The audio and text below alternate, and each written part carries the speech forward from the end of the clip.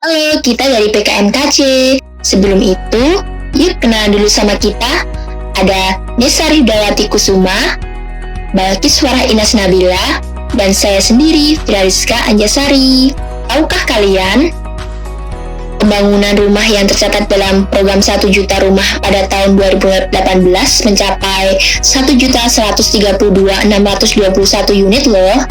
Itu menurut Kementerian PUPR tahun 2019.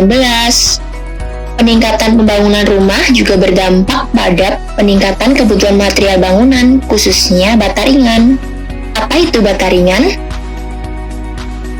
Bata ringan merupakan material yang menyerupai beton dan memiliki sifat ringan, kuat, tahan air, dan api, serta dapat mengurangi beban struktur bangunan konstruksi dan mempercepat pelaksanaan. Namun, biaya pembuatan bata ringan masih tergolong mahal jika dibandingkan dengan batu bata konvensional. Kenapa?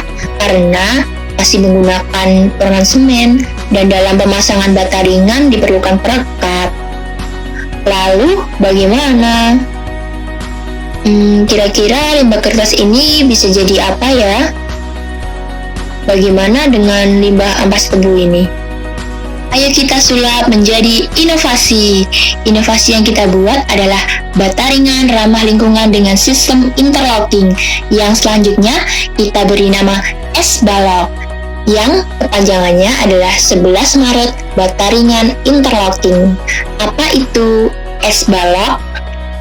S-Balok terbuat dari kertas dan abu ampas tebu dengan desain sistem interlock. Lalu, bagaimana cara mengolah inovasi tersebut? Yuk kita simak penjelasannya. Untuk kertas sendiri, yang pertama, kita akan membuat sebuah bubur kertas. Proses pembuatan bubur kertas dimulai dengan menyobek kertas menjadi lebih kecil dan direndam dalam air selama 24 jam dengan perbandingan 1 kertas banding 2 air. Kedua, kemudian kertas dihancurkan menggunakan blender selama 1-2 menit. Selanjutnya, bubur kertas diperas dan dikeringkan dengan menggunakan oven selama 1-5 jam dalam suhu 70-80 derajat hingga didapatkan keadaan kering. Lalu, untuk proses pengolahan abu ampas tebu, atau bisa disingkat dengan AAT, harus dibakar kembali dengan suhu pembakaran lebih dari 600 derajat Celcius sehingga abu ampas tebu mengalami perubahan warna dari semula berwarna hitam menjadi coklat agak kemerahan, di mana dalam keadaan ini abu ampas tebu memiliki kandungan silikat yang tinggi. Untuk proses pembuatan foam agent dibuat secara manual menggunakan mixer. Foaming mixture dimulai dengan menambahkan busa dalam bubur semen kemudian diaduk sampai rata. Bagaimana cara membuat es balok? Sebelum membuat es balok, kita perlu cetakannya dulu. Nah, ini adalah cetakan es balok. Yuk simak videonya biar lebih paham. Untuk cetakan es balok sendiri dibuat menggunakan plat besi yang dibentuk sesuai dengan desain es balok. Selanjutnya, barulah kita membuat es balok. Sebelum itu, persiapkan dulu alat-alat dan bahannya. Untuk alat-alat sendiri, kita punya pengaduk atau mixer, tempat pengeringan, cetakan, ember, penekan hidrolik, masker, sarung tangan, penggaris, dan alat selam. Dan yang kedua, jangan lupa siapkan bahannya. Yang pertama ada bubur kertas tadi, kemudian AAT, abu ampas tebu, air, pasir, semen, kapur, foam agent, sika, dan bubuk gipsum.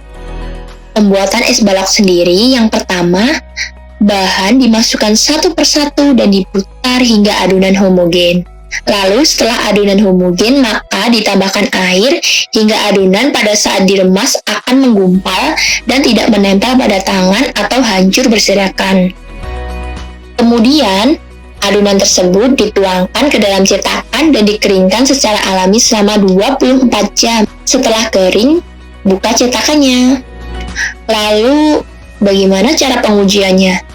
Bagaimana cara mengetahui bahwa balok itu kuat? Nah, berikut adalah uji-uji untuk mengetahui bahwa balok yang tadi kita buat kuat atau tidak. Yang pertama ada uji densitas. Pada pengujian densitas, sampel yang dilakukan berupa potongan es balok. Potongan tersebut lalu dimasukkan ke dalam gelas ukur berisi air untuk mengetahui besar volumenya. Volume potongan tersebut didapat dari perubahan volume di dalam gelas ukur. Kemudian, sampel tersebut ditimbang untuk mengetahui besar masanya. Setelah data massa dan volume didapat, maka massa jenis dapat diperoleh dengan massa banding volume. Yang kedua ada uji kuat tekan. Pada mesin uji tekan, benda yang akan diuji diletakkan dan diberi beban sampai beban runtuh, yaitu pada saat beban maksimum bekerja. Lalu ada uji daya serap. Umumnya bata dianggap baik bisa memiliki daya serap kurang dari 20% menurut Pramono 2014. Daya serap yang tinggi diakibatkan oleh besarnya kadar pori pada batu bata menurut Handayani 2010. Uji ketetapan interlocking. Pengujian ini dilakukan dengan cara menyusun produk es balok yang menjadi indikator ketetapan sistem interlocking yang digunakan, yaitu es balok akan saling menguji satu sama lain tanpa menggunakan perekat seperti pada gambar. Harapan kami untuk kedepannya semoga es balok kami dapat diproduksi dan dikembangkan dan juga berguna untuk mengurangi dampak buruk yang terjadi seperti sampah yang tidak termanfaatkan dengan baik. Dari semua itu kita dapat belajar ternyata sampah bisa disulap menjadi barang yang berguna loh. Terima kasih untuk teman-teman yang sudah menonton video kami.